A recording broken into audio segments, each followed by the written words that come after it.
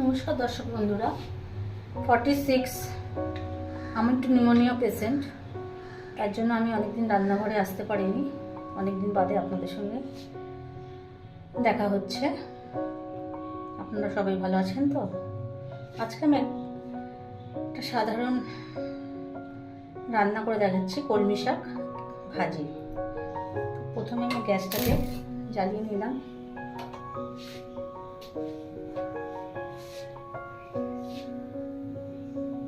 গেছে, এবার আমি দেব কাচ্চিঘানি সর্ষের তেল সামান্য।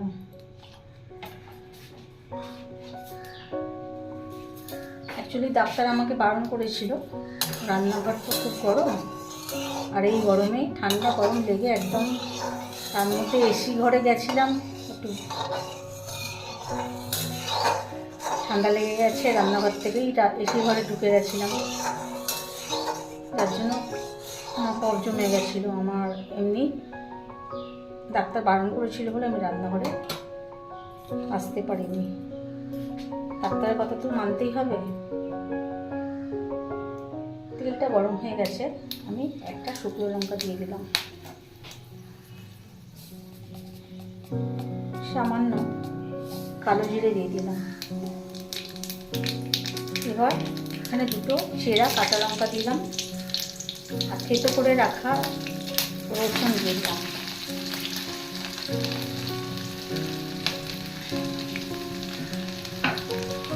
এটাকে ভালো করে নেড়ে চেড়ে,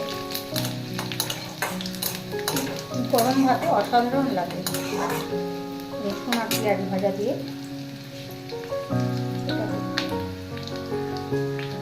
শাক ভাজাতে অনেকে হলুদ দেয় না, আপনারা দিলেও দিতে পারেন, না দিলেও দিতে পারেন। হাফ বড় পেঁয়াজের হাফ পেঁয়াজ কুচি। যেহেতু কলমি শাকটা আমার 1.5 আটি আছে, বাড়ির বাচ্চারা ভালো জিনিস খেতে চায় না। কলমি শাকের কত উপকার! কলমি শাক খেলে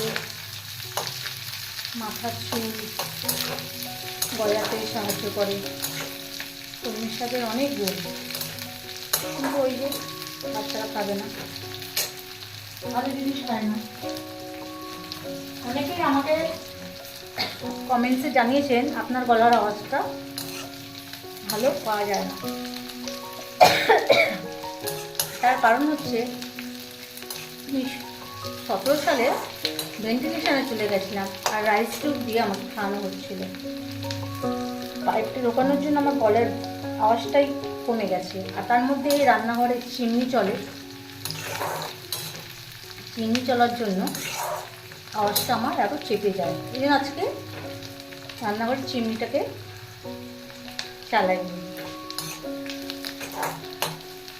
চালালেই একটা দেখুন কেমন আওয়াজ হয়,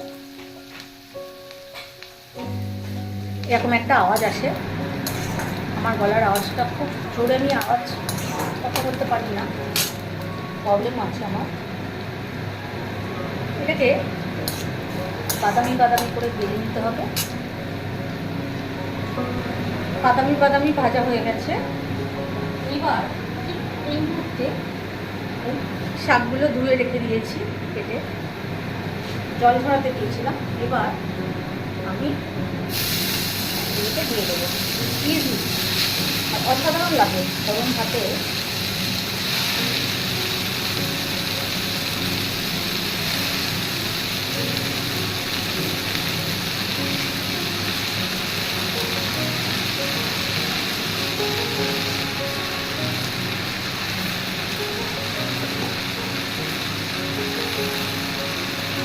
এটা এখন আমি লবণ দেবো না, ভালো করে এটাকে পেঁয়াজ রসুন ভাজি কাঁচা লঙ্কা ভাজির সঙ্গে মিশিয়ে নেব। এটা গরম গরম ভাতে অসাধারণ লাগে। একবার আমার মতো করে বাড়িতে করে দেখবেন, অসাধারণ। প্লেন সাদা ভাতের মধ্যে কলমি শাক ভাজা দুর্দান্ত লাগে। আর কলমি শাক তো খাওয়া খুবই উপকার। তো আমি আজকে অনেকদিন বাদে এলাম একটা সিম্পল রেসিপি নিয়ে। আর এই গরমে একটু শাক পাতা সবজি খেতে বলছে ডাক্তাররা পেট ঠান্ডা করার জন্য। কলমি শাক কিন্তু পেট ঠান্ডাও করে। এবার দেখুন একটু কমে এসেছে, তখন আমি একটা আন্দাজ মতন এসে গেছে যে আমার কলমি শাকটা ভাজাটা নরম হয়ে এসে কতটার মধ্যে বসেছে, তাহলে আমি সেই আন্দাজে একটা লবণ দিয়ে দেবো।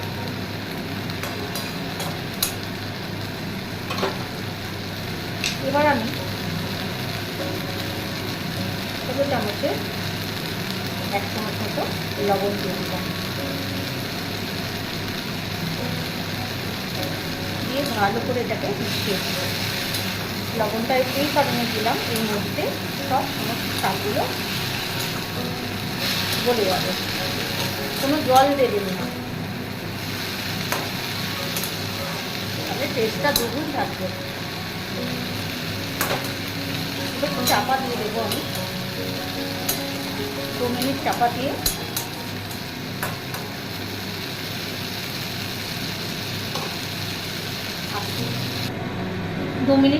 দিলাম। 2 মিনিট বাদে আমি ফিরে আসছি।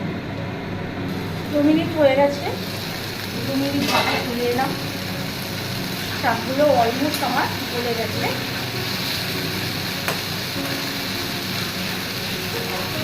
এবার আমরা যেহেতু ভোজটা একটু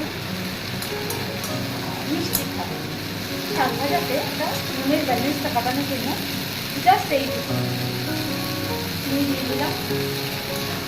খেতে দুর্দান্ত হয়, আপনারা দিলেও দিতে পারেন, নাহলে করতে পারেন।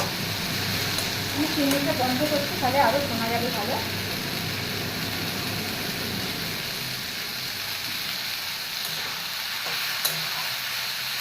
দুর্দান্ত খেতে লাগে গরম ভাতে। অতি সাধারণ একটা রেসিপি দেখালাম, কলমি শাক ভাজা গরম ভাতে। আরেকদিন দেখাবো একটা চিংড়ি মাছ দিয়ে কলমি শাকের একটা রেসিপি, ওটাও দারুণ হবে। হয়ে গেছে, এবার আমি একটা প্লেটের মধ্যে ঢেলে নেব। হয়ে গেল, একটা প্লেটের মধ্যে নিয়ে নিলাম। আজকের অতি সামান্য একটা, সবাই করতে পারবে এটা, কলমি শাক ভাজি। তাহলে এই হলো আজকের আমার ছোট্ট একটা রেসিপি। আপনারা যেখান থেকে দেখছেন, ইউটিউব চ্যানেল থেকে দেখলে আমার ইউটিউব চ্যানেলটা লাইক দেবেন আর সাবস্ক্রাইব করে দেবেন, আর ফেসবুক থেকে দেখলে একটু ফলো রাখবেন, লাইক করবেন।